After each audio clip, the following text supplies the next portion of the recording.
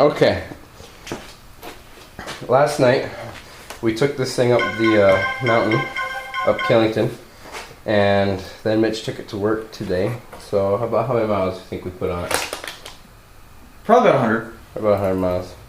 So we're going to change out the oil and filter just to hopefully get rid of any little metal shavings we may have missed when we were fixing the hole in the timing, or the bolt for the timing chain guide and all that crap, and whatever else might be in there. So we have a new filter out. It's kind of warm, so we're waiting for it to cool down before we stick it. Actually, what is it? Is that cool now?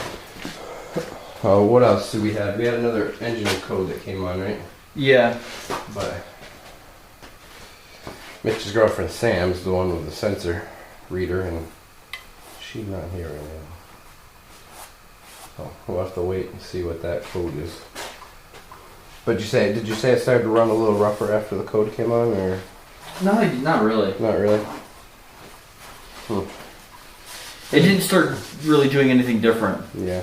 There's bound to be a couple hiccups here and there after we'll find them all. But overall, what can you say about the car performance and all that? Runs better than before I brought it in. Yeah. When it was actually running. You feel like it had more power and everything? It seems to have more power. Not that it's an abundance of power. No, but it definitely has a little bit more get up and go. So I figured this would be the last video about this. I'm just gonna talk about it as we're doing this oil change. And I'll go figure. Yeah, it doesn't really. That's what I was holding it. Should have remembered that from like a week ago.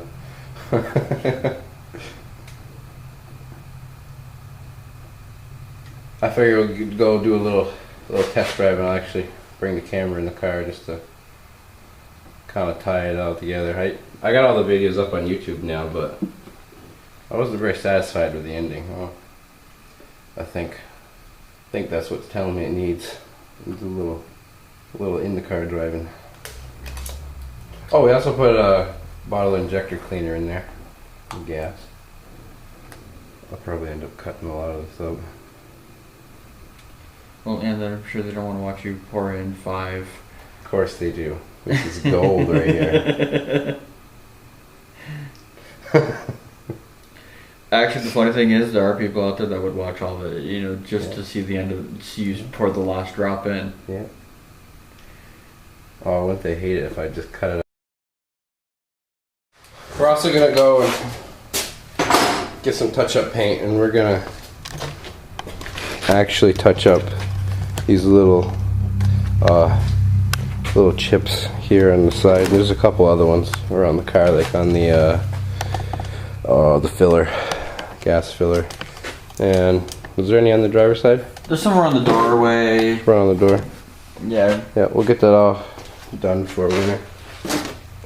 Before the salt starts. That looks a lot better. Bet y'all wondering what this is, aren't you?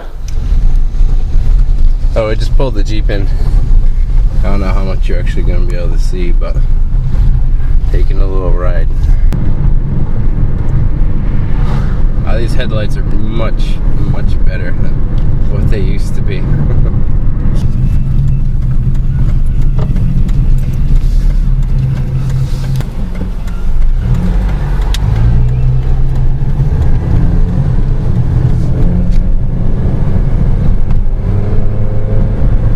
Sounds nice and smooth in here.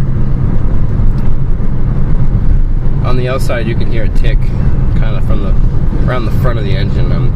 I'm thinking maybe I didn't tighten the exhaust enough, but I don't know.